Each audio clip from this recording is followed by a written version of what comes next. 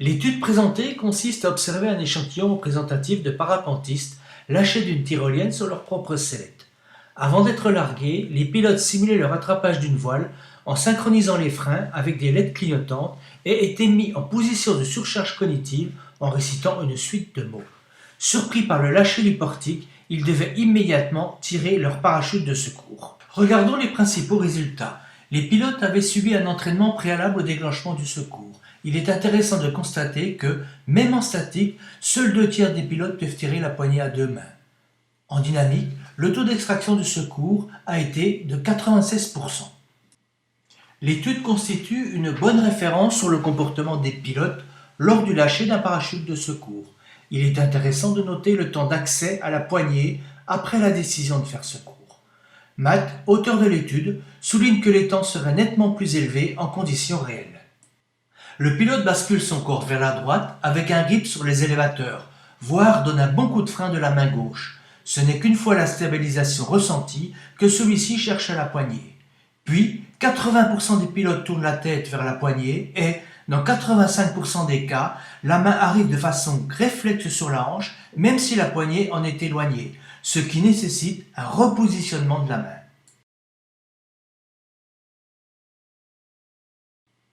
Dans l'ensemble des cas, les grips sont assez bons, parfois contrariés par un plaquage de la poignée sur la sellette.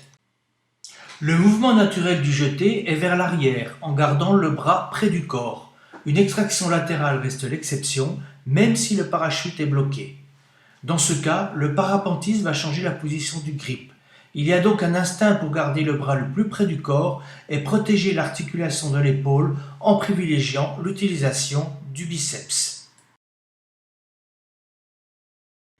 Quels enseignements Matt tire de cette étude?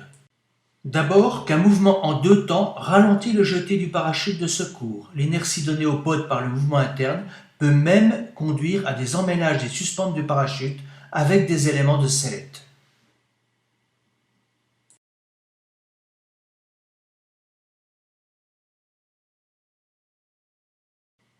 Les mouvements parasites du bras peuvent aussi entraîner des événements tels cet entortillement de l'élévateur du parachute de secours autour du bras du pilote. En conditions réelles, le pilote aurait probablement subi un grave traumatisme de l'épaule.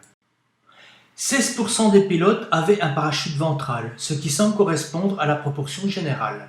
Dans cette configuration, si l'accès à la poignée et le mouvement est plus fluide, cet avantage peut être contrarié par un mouvement vers le haut de la poche de secours, réduisant ainsi l'efficacité de l'extraction.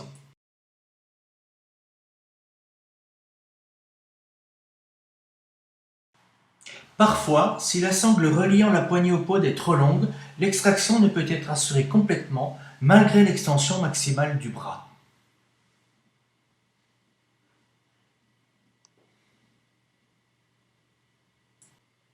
Pour la conception d'un éjecteur de secours, cette étude nous apporte beaucoup d'informations. D'abord, elle montre clairement le retour à des réflexes fondamentaux en situation de stress, en particulier par un mouvement des bras près du corps. C'est en ce sens que l'éjecteur de parachute, dissociant le déclenchement de l'éjection, permet de positionner une poignée près du corps et bien visible. L'étude ne tranche pas sur la direction du jeté, tout en soulignant sur son caractère aléatoire en situation de stress. Nos études ont montré que la vitesse du jeté par l'éloignement du bras ne pouvait excéder 2 à 3 mètres par seconde. Ce point conforte le parti d'une éjection horizontale avec une vitesse de 10 mètres secondes permettant un éloignement rapide du pod de la sellette.